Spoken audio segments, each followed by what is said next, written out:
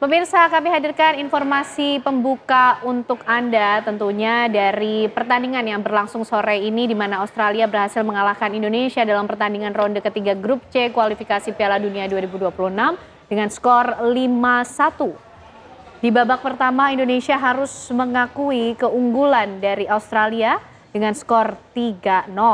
Sementara 2 tambahan gol lainnya tercipta pada babak kedua. Ya, kemenangan memperkuat posisi Australia pemirsa dalam upayanya lolos ke putaran final Piala Dunia 2026. Sementara itu, bagi Indonesia, laga berikutnya melawan Bahrain di Jakarta harus menjadi momentum kebangkitan Garuda untuk menjaga asa lolos ke Piala Dunia 2026. Lantas, apa faktor utama yang menyebabkan Indonesia takluk dari tuan rumah Australia? Sektor mana saja yang menjadi pekerjaan rumah bagi Patrick Kluivert dan bagaimana peluang kedua tim dalam persaingan ketat merebut tiket ke Piala Dunia 2026?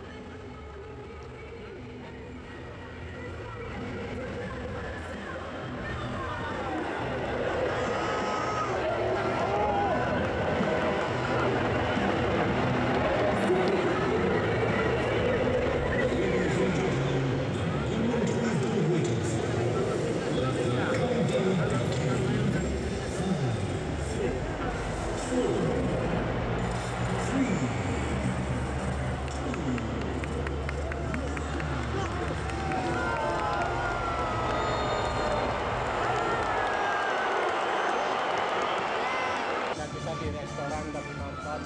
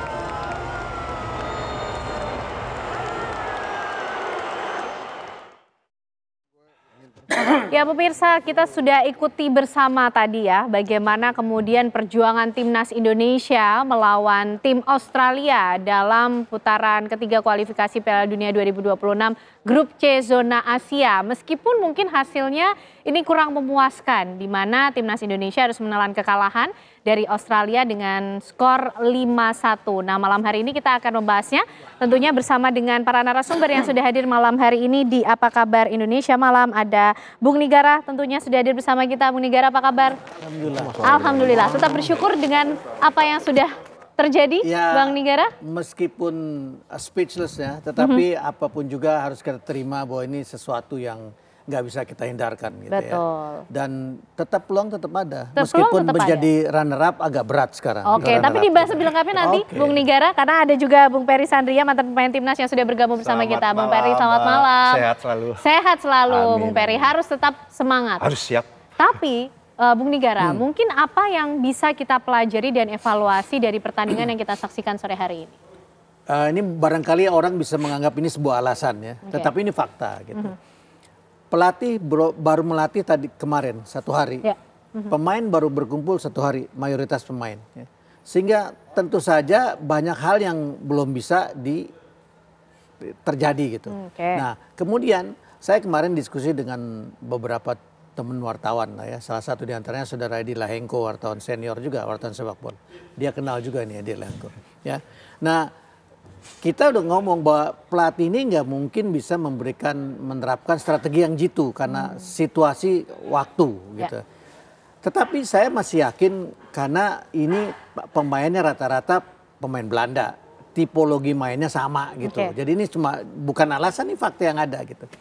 Tapi kemudian fakta di lapangan ternyata emang nggak bisa gitu. Jadi butuh waktu yang lebih panjang, butuh strategi yang lebih jitu, butuh dialog-dialog yang lebih intens dengan pemain, sehingga dengan kondisi seperti itu maka apa yang diinginkan pelatih strateginya bisa jalan.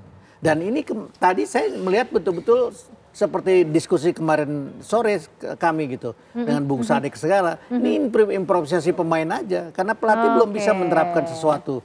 Jadi memang cukup challenging untuk mengkondisikan timnas Indonesia dengan pertemuan yang begitu singkat. Nah, masih ada 3 pertandingan, tapi 2 pertandingan yang utama yang saya kira mudah-mudahan ini juga nggak melampaui, ini 2 melawan Bahrain dan melawan Cina, Cina kita bisa menang. Baik, Bung Nigara, Bang Peri, ditahan dulu, kita ingin lihat dulu juga bagaimana situasinya saat ini di Australia, langsung bersama dengan Bung Effendi Ghazali di sana. Bung Ege, bagaimana situasinya di Australia setelah pertandingan yang berlangsung?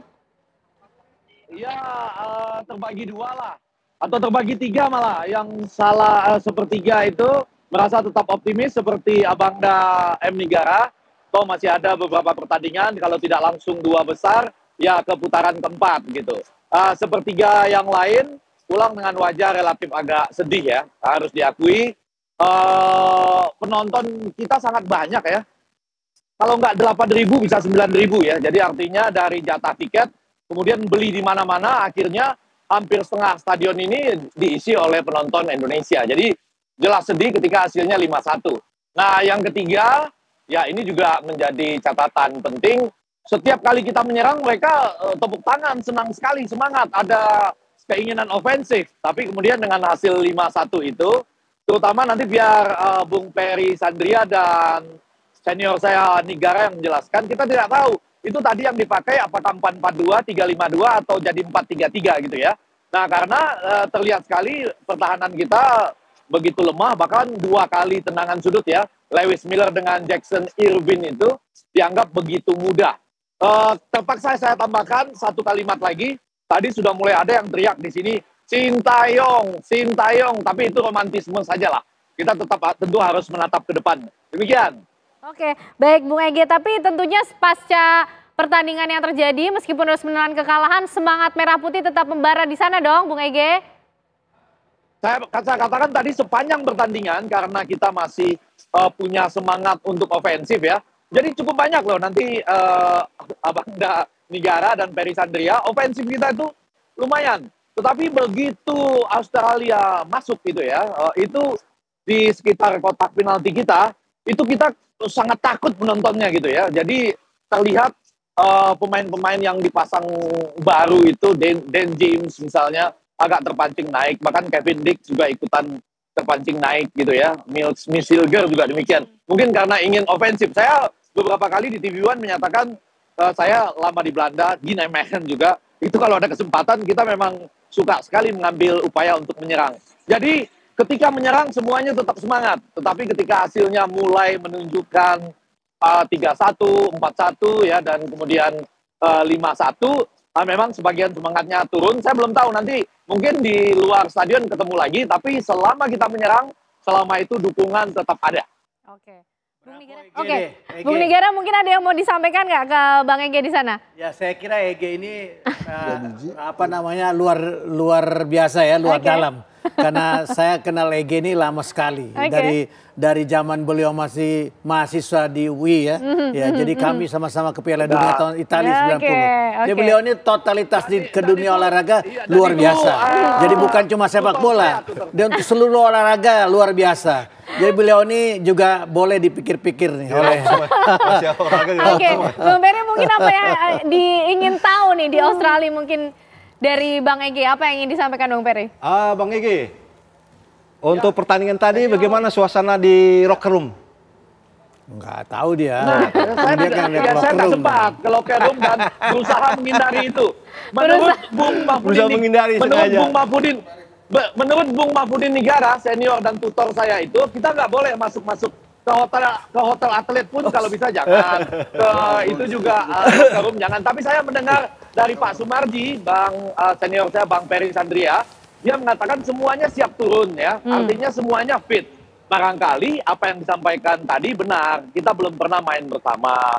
Penerbangan cukup jauh. Terakhir itu tentu saja main di liga masing-masing. Ada yang main bagus, ada yang main melelahkan. Dan sekali lagi, 10 menit pertama menentukan. Kita tadi ada sebuah heading ya, sundulan dari Jai Idris yang dengan gemilang diselamatkan Matt Ryan.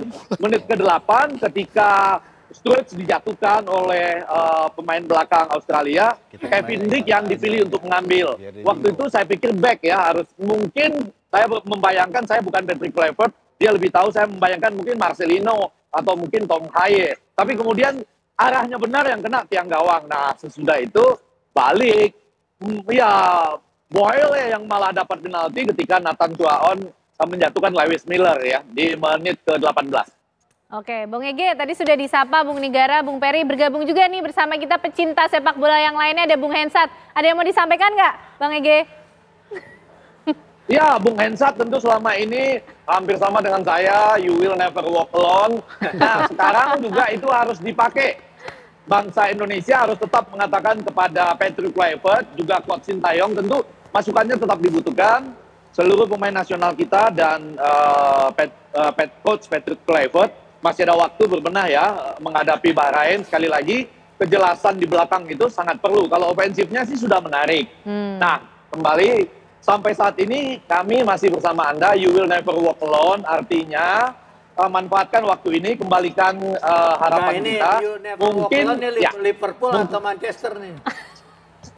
Iya, dua-duanya Bang Nigara, artinya bangsa Indonesia masih bersama timnasnya. Pasti kita masih bisa lah untuk melangkah. Ya, mungkin nanti ke putaran keempat kalau misalnya ada hambatan-hambatan. Ya, putaran keempat, peringkat ketiga aja dah. Ya. Peringkat ketiga lalu maju di 1-2. Ya, mudah-mudahan harapan kita semua. Oke, Bang Hensat, gimana nih? Tadi sempat disampaikan Bung Ege romantisme soal kenangan masa lalu bersama STY, tapi kemudian hari ini kita harus melihat bagaimana hasil olahan dari Patrick Kluivert. Ya mau gimana lagi ya, udah hasilnya begitu. Tapi kalau menurut saya sih memang kita hampir saja membuat kejutan di awal tuh ya.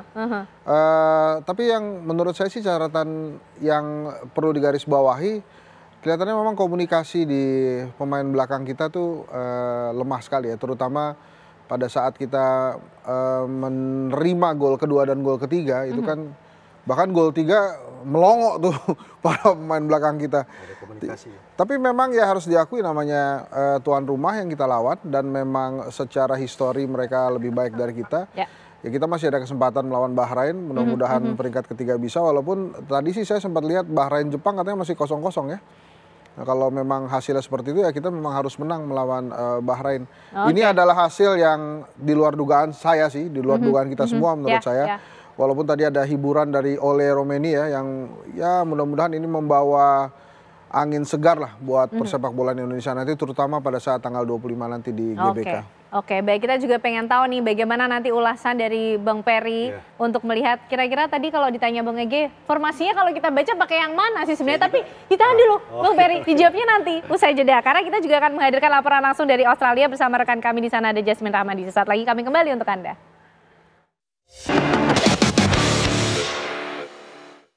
Ya pemirsa, kembali kami akan ajak Anda untuk melihat bagaimana situasi terkini di Sydney Football Stadium bersama rekan kami Jasmine Rahmadi yang tadi juga tentunya ikut memeriahkan dan mendukung timnas Indonesia di sana. Jasmine, silakan. Ya, selamat malam Ken, Anda dan juga pemirsa. Benar sekali bahwa saat ini kami masih mengabarkan dari venue tempat digelarnya pertandingan antara timnas Indonesia versus timnas Australia, yakni adalah di Sydney Football Stadium, di mana saat ini tentunya pertandingan sudah usai begitu, dan dapat Anda lihat di layar bahwa saat ini seluruh penonton, baik itu supporter dari timnas Indonesia maupun timnas Australia sudah mulai meninggalkan venue. Dan kita ketahui kan Anda juga pemirsa bahwa saat ini pertandingan sudah usai dengan skor timnas Australia ini unggul dibandingkan timnas Indonesia, yakni adalah skor 5-1. Tadi sangat menarik untuk melihat pertandingan tersebut kan Anda dan juga pemirsa, karena pada awalnya sebenarnya terlihat bahwa timnas Indonesia ini sempat sedikit unggul begitu, karena sempat hampir mencetak gol pada menit ke-14 namun gagal.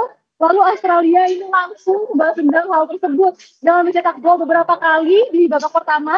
Ya, ini adalah pada menit ke-17, ke-19, lalu ke menit 33, sehingga setelah babak pertama usai, posisinya ini adalah 3-0. 3 untuk timnas Australia dan 0 untuk timnas Indonesia.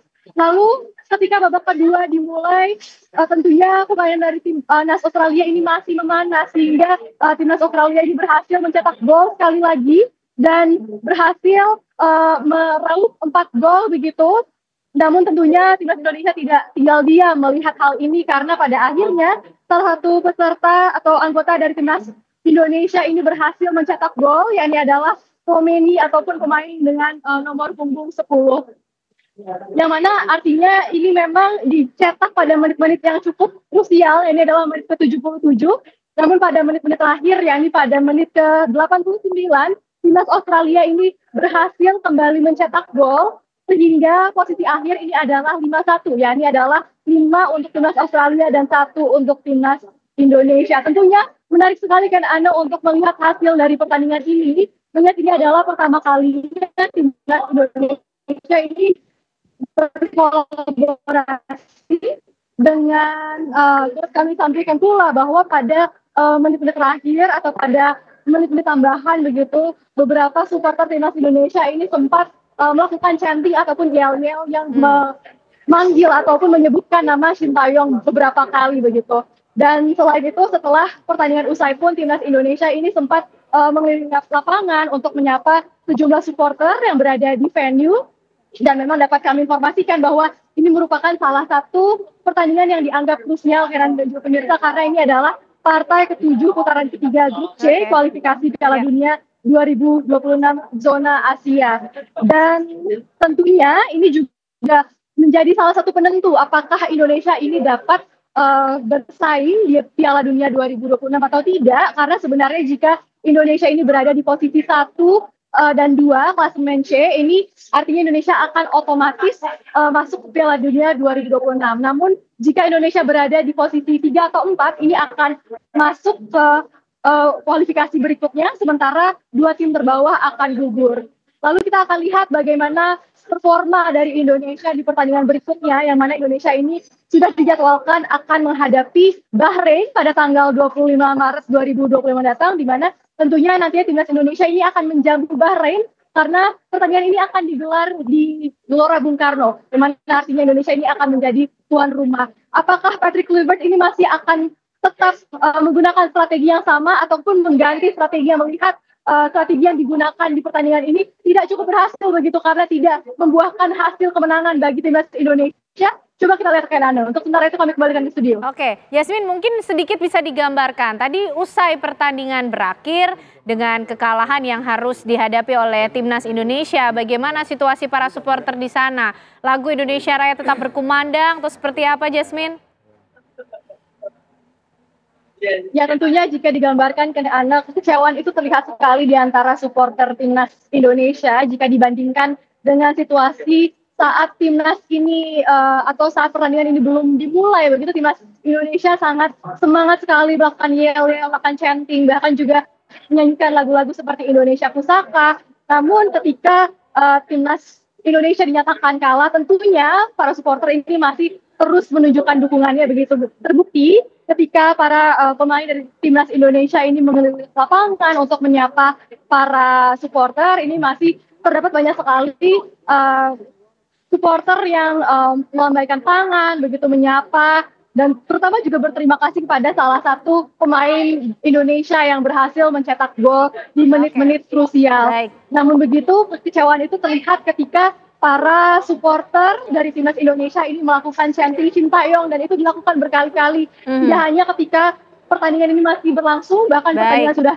selesai, itu juga masih melakukan chanting Shin Tae-yong begitu. Bahkan ketika Patrick Kluivert ini juga mengelilingi lapangan bersama dengan pemain dari timnas Indonesia, ini ada beberapa supporter dari timnas Indonesia yang bersorak-sorai ataupun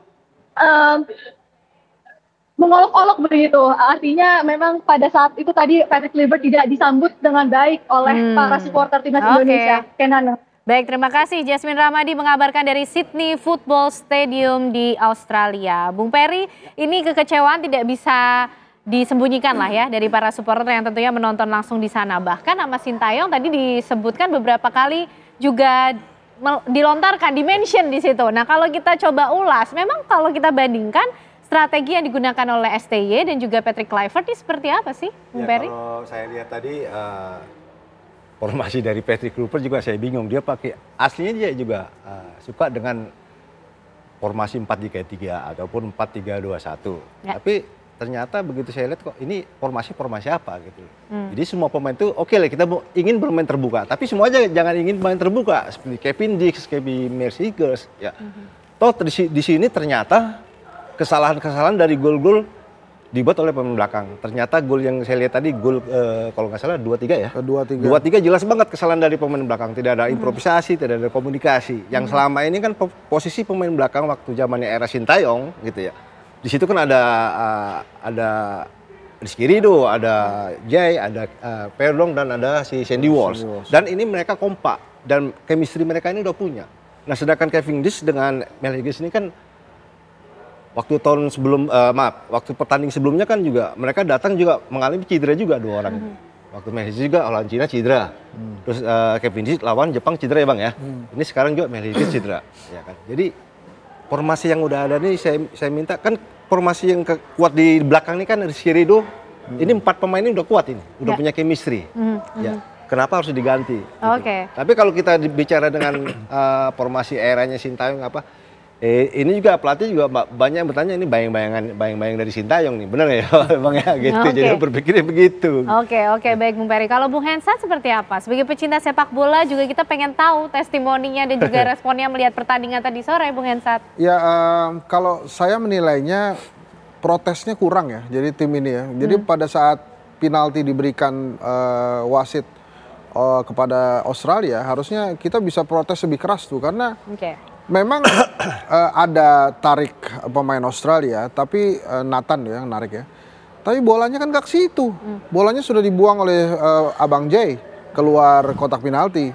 Tapi kemudian pada saat cek VAR kemudian diberikan itu nggak ada protes yang lebih keras. Menurut saya harusnya memang dilakukan protes yang lebih keras. Tapi kalau kita lihat memang semua gol yang terjadi hari ini ketidakkompakan pemain belakang itu terlihat gitu ya. Tapi apakah kemudian ini membuat Kluivert kualitasnya langsung serta-merta di bawah Sintayong? Nah itu saya nggak setuju. Kenapa? Karena ya memang dia baru mulai. Baru mulai dan komunikasi antar pemain belum terjadi. Dia juga belum kenal pemain-pemain secara mendalam. Memang ya saya mengerti juga nggak ada alasan lah. Kita maunya dia menang gitu kan. Ya betul kita juga pengen menang. Nah, tapi kita tunggulah sampai nanti Bahrain gitu ya. Kan kalau hitung-hitungan tadi kita di atas kertas kita bisa lah peringkat ketiga keempat ya dengan catatan kita menang lawan Bahrain dan kita menang lawan China gitu ya. Mudah-mudahan bisa meraih kemenangan banyak gitu ya dan mudah-mudahan yang lain juga kalah banyak gitu. Bisa nembus. Bung Nigara, kita masih bisa terus memelihara asa, melihat peluang bagaimana Indonesia nanti di Piala Dunia 2026. Kalau saya selalu optimis. Kenapa? Karena saya ngalamin dari tahun 79 selalu gagal. Jadi kalau sekarang saya belum sudah pesimis, saya mundur tuh. Saya jadi wartawan dari Desember 79 ngikutin tim nasional berbagai tipe, semua gagal, gitu. Nah sekarang kalau saya terus gara-gara ini terus saya kandas, ya saya berhenti kalau gitu, gak usah jadi wartawan lagi. Tapi dari setiap kegagalan itu kan ada pelajaran yang bisa diambil, termasuk dari pertandingan ini. Bung Nigara. Apa yang menjadi poin-poin pembelajaran penting? Ya Ferry tadi udah ngomong, 4 pemain belakang ini sebetulnya udah punya chemistry yang baik, gitu. Pikiran saya, ini sekali lagi nih, pikiran kita pengamat, wartawan, pencinta, dengan pelatih beda. Kalau kita nih mungkin bisa sama pikiran kita. Sintayong tuh nggak punya goal getter, nggak bisa bikin gol. Harusnya itu yang ditingkatkan gitu. Jangan ngerombak semua. Ini kan dirombak semua sama dia. Akibatnya ya kayak begini gitu loh. Sekali lagi saya tetap optimis. Saya tetap optimis minimal peringkat 3 kita bisa dapat. Jadi kalau miss dari peringkat 3, peringkat 4 bisa dapat. Karena apa? 3-4 masih bisa melanjutkan sampai ke playoff begitu. Nah sementara yang 2 terakhir udah gugur. Tetapi betul bahwa dengan kekalahan kita 5-1, sekarang kita peringkat kita paling bawah. Kecuali Bahrain kalah. Kecuali Bahrain kalahnya kalah telak. Tapi saya tadi sih 0-0 tuh. Sampai menit 47 masih 0-0 gitu. Itu yang jadi perkara gitu. Dan Jepang sendiri udah nggak punya animo apapun gitu. Nggak punya antusiasme untuk apapun. Kecuali lawan Indonesia. Kecuali lawan Indonesia. Jadi kita ini seperti apa ya? Seperti kalau dibilang musuh bersama kita kayak bukan. Ya orang tuh seneng kalau menang lawan Indonesia. Gitu. Jadi itu perkara yang nggak mudah. Artinya timnas cukup diperhitungkan dianggap dong. Poin getter. Jadi kalau lawan Indonesia tuh kita mesti dapat poin gitu. Jangan-jangan begitu. Lawan Joker ya. Tapi sisi positifnya berarti timnas Indonesia termasuk tim yang diperhitungkan dong. Diperhitungkan kan udah menang. Berarti kita tim elit dong. Iya dong. Tapi Bung Peri begini, melihat bagaimana strategi yang dibawa oleh Patrick Kluivert. Kalau kita lihat ini kan banyak bermain terbuka ya. Bagus. Tapi pertahanannya rapuh. Ini yang mana yang lebih menguntungkan begitu? Sebelum dijawab sebetulnya gini, ini juga sekali lagi bukan hiburan, tetapi fakta. Saya ngomong fakta. Kata teman-teman, lu ngomongin nostalgia, terus bukan soal nostalgia, ini soal fakta. Brazil kurang apa? Juara dunia 5 kali. Kalah tuh semifinal 7-1, nggak tanggung-tanggung sama Jerman di rumahnya. Jadi kalau kita kalah 5-1 ya biasa aja. Brazil main di rumah sendiri, semifinal Piala Dunia, kalah tuh 7-1. Lawan Jerman. Terus mau apa? Itulah. Jadi sepak bola itulah. Yang nggak boleh kita kalah, kita ngamuk, itu yang nggak boleh. Itu yang kita harus belajar bersama, para pecinta sepak bola Indonesia. Bung Peri, gimana tadi? Jadi yang diterapkan oleh Patrick Kluivert karena dia seorang penyerang, yang pastinya dia pasti dia bermain terbuka dan menyerang secepatnya dibuat gol. Beda dengan Eren Sintayong banyak bermain di bertahan. Tapi setidaknya coach dari Patrick Kluivert ini bisa mengkombinasikan bagaimana kita harus bertahan untuk menyerang. Pada saat kita menyerang untuk bertahannya, counter attack ini harus bagaimana untuk pertahanan. Dari transisi dari bertahan ke menyerang. Nah kalau kita lihat dari transisi dari bertahan ke menyerang ini kayaknya nggak ada koordinasinya, nggak ada kombinasi kerja dari bawah. Kalau kita lihat ya kita bukan menyanjung coach Sintayong, tidak ya. Kalau Sintayong dia memain dari build up-nya itu udah enak dilihatnya. Tadi oke lah dari babak pertama 10 menit kalau nggak salah ya Bang ya. Itu dia main enak dilihatnya. Ya, enak menguasai bolanya. 5 tahun. Iya. Ini satu hari. Makanya saya bilang tidak ada yang namanya seorang pelatih itu dalam satu hari megang tim itu bagus. Ya, sedangkan yang sudah lama belum tentu juga bagus. Tapi kita gimana Bung Hensat? Kita ngurung pertahanan Australia. Iya, di babak pertama Bang, di babak menit pertama. Babak kedua, tapi memang begitu nembus lewat pertahanan kita langsung kebobolan. Begitu satu gol tercipta langsung tuh terus-terusan. Itu Belanda lawan Jerman final 74 Piala Dunia. Jerman dikurung. Begitu counter attack jalan. Oke. Banyak contoh pembelajaran yang mungkin bisa diambil lah ya dari pertandingan yang ada. Kita akan masih bahas lagi pemirsa mengenai apa yang kemudian sudah berlangsung pertandingan antara timnas Indonesia melawan Australia. Usai jeda kami kembali untuk Anda.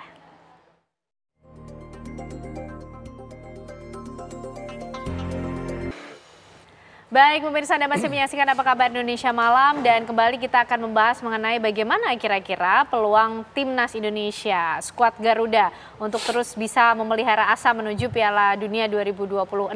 Ini kita juga sambil terus melihat bagaimana situasinya di Australia, di sekitaran Sydney Football Stadium pasca pertandingan yang berlangsung, di mana ya pastilah penonton atau mungkin supporter ini merasa kecewa dengan apa yang sudah kita lihat bersama di pertandingan sore ini tadi, Bung Nigara. Tapi kalau kita lihat potensi ke depan dan peluang yang mungkin bisa masih terus diupayakan oleh Indonesia seperti apa? Ya, saya kira ya. Jadi peringkat 3 itu masih sesuatu yang sangat mungkin bisa kita capai.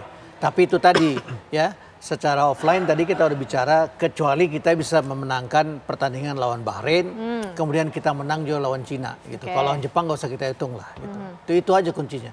2 kali menang itu insya Allah peringkat 3 dapat. Oke, dan nanti di Bahrain ini nampaknya kita boleh menaruh optimisme cukup tinggi, Bung Nigara? Saya kira ya, main di rumah kita soalnya. Oke, main di rumah kita jadi kekuatan tersendiri. Betul. Bung Hensat melihatnya juga seperti itu. Kalau main di kandang sendiri biasanya confidence-nya, percaya dirinya semakin meningkat begitu? Kita tadi itu main di kandang lawan ini 10 menit pertama tuh ya confidence-nya luar biasa udah itu. pede sebenarnya ya. Udah pede banget, walaupun saya kaget juga tuh. Waduh, waktu penalti, Bang Nigara, Bang Ferry, kita bisa unggul duluan ini. Ternyata tiangnya udah diincar lama itu pakai Phoenix tuh. Jadi tiangnya kena tiang terlalu deh. jauh kayaknya. Tapi mudah-mudahan nanti 25 Maret nanti ya, jelang Idul Fitri, mudah-mudahan kita bisa meraih poin penuh tuh melawan Bahrain. Dan sekaligus juga melampiaskan kekesalan kan. Kita masih ingat tuh bagaimana kita dikerjain waktu itu di Bahrain kan. Pokoknya mesti ngegolin Bahrain waktu itu kan. Nah ini mudah-mudahan nanti kita bisa mendapat gol. Tapi itulah pertandingan sepak bola. Kita bisa optimis, kita bisa terus berdoa. Tapi yang terjadi di lapangan mungkin berbeda gitu ya. Bang Ferry adalah seorang legenda. Pasti tahu persis bagaimana tekanan-tekanan yang ada di lapangan. Sementara kita ini pemain sayap kiri luar, artinya penonton ini kan pengennya ya pasti menang sayap terus. kiri luar lagi gitu kan. Gitu memang jadi berbeda. Jadi kita tidak bisa juga menyamakan apa yang terjadi di lapangan dengan yang kita tonton. Yang itu tadi kalau saya sih mengajaknya ya kita lihat ke belakang. Artinya pada zaman Sintayong bagaimana. Cuma layaknya kita menggunakan spion, kita melihat ke belakang untuk maju ke depan. Nah itulah kira-kira. Oke, begitu Bang Ferry juga sepakat? Saya sepakat ya. Yang pasti kita selalu optimis. Dua pertandingan kita di home ini kita harus ambil poin. Kalau kita mau lolos ke Piala Dunia, kita tetap harus optimis. Ya, kalau untuk kekalahan sekarang memang semua, jangankan kita, masyarakat juga kecewa gitu ya. Tapi dengan kecewaan itu ya kita harus introspeksi diri. Ya, mungkin gitu Bang ya. Mudah-mudahan kedepannya ini tim dengan kekalahan ini kita ambil hikmahnya. Oke, diambil hikmahnya hari ini. Masih ada waktu, berarti kan 5 hari ya, Negara ya, 25 Maret. Nah ini malah gini Ken, kalau tadi kita menang, apalagi menang besar, kita ini besar kepala dan itu berbahaya, sangat berbahaya. Jadi ini apa yang terjadi hari ini fakta yang nggak bisa kita hindari. Bos, sepak bola adalah olahraga itu adalah proses. Yang sulit kita ini selalu prestasi by accident. Champion by accident. Ini yang terjadi berkali-kali. Nggak pernah tuh ada pembinaan proses, dan nggak ada. Nah sekarang kita menghadapi proses yang faktual nih proses. Sama kalau kita di politik. Ya kan, kampanye nggak turun kampanye, mana bisa dipilih orang. Oke, butuh waktu, butuh proses. Nah justru itu, makanya saya seneng nih ada hands up nih. Jadi ngomongnya nyampur politik, saya seneng jadinya. Gitu. Jadi memang kayak gitu. Ini proses. Prosesnya belum dimulai, terus mau menang. Waduh.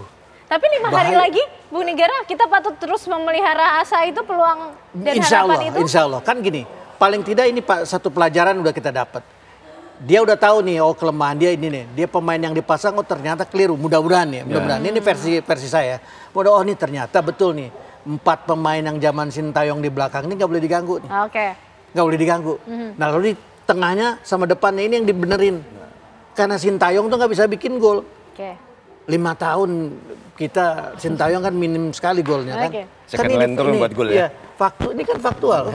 Betul nggak? Nggak bisa. Tetapi gawang kita juga cuma menjepang kebobolan banyak. Ini mau Australia kita kebobolan gitu banyak gitu. Nah makanya proses harus dijalani, harus dilewati. Ini proses. Kalau ini tadi kita menang, berbahaya untuk sepak bola kita dan berbahaya untuk pejabat-pejabat sepak bola kita. Bung Rasa tuh kan gitu. Itu yang nggak boleh. Itu yang nggak boleh. Kalau Bung Nigara mencermati mengenai prosesnya, Bung Ferry sebagai mantan pemain juga, biasanya kalau para pemain setelah situasinya seperti ini harus menghadapi kekalahan, apa kemudian yang harus dilakukan supaya bisa segera bangkit? Karena waktunya 5 hari ya, cukup cepat gitu. Ya kita harus bisa, yang saya katakan tadi, kita harus bisa, satu yang pertama dengan kekalahan kita harus introspeksi diri. Yang kedua ya tetap kita harus semangat, nggak harus terlena dengan harus wah saya kalah, bisa saya harus berbuat apa lagi, nggak ada. Kita harus semangat terus, kita harus menjadarin yang kemarin ya sudah yang kemarin, yang untuk besok ya kita harus berbuat yang lebih baik lagi. Oke, itu yang kemudian harus didengar juga oleh para pemain timnas Indonesia kita ya Bung Nigara. Bung Hensat, 3 poin berarti wajib besok ketika melawan Bahrain, sepakat ya? Oh iya harus 3 poin dan semoga ya kalau mainnya Ole begini. Mudah-mudahan dia bisa cetak lebih banyak gol di sana. Mudah-mudahan juga bisa semakin klop dengan Struijk ya. Tadi saya ada catatan juga tentang Tom Haye ya. Tom Haye menurut saya mainnya di bawah perform tadi, tidak seperti biasa yang dilakukan gitu. Setuju. Biasanya dia memberikan umpan-umpan matang yang enak banget itu buat. Nah ini sekarang kelihatannya dia agak kebingungan, bahkan beberapa kali sempat kehilangan bola. Mudah-mudahan itu tidak terjadi lagi di GBK nantinya. Oke. Mudah-mudahan itu tentunya menjadi pembelajaran bagi kita semua hari ini apa yang sudah kita hadapi bersama, meskipun kekalahan harus dihadapi oleh Timnas Indonesia, tapi kita semua sepakat terus memberikan semangat untuk Timnas Indonesia nanti 25 Maret melawan Bahrain untuk 3 poin menuju perburuan tiket ke Piala Dunia 2026. Terima kasih Bung Nigara, Bung Peri, Bung Hensat malam hari ini sudah bergabung bersama kita di Apa Kabar Indonesia Malam.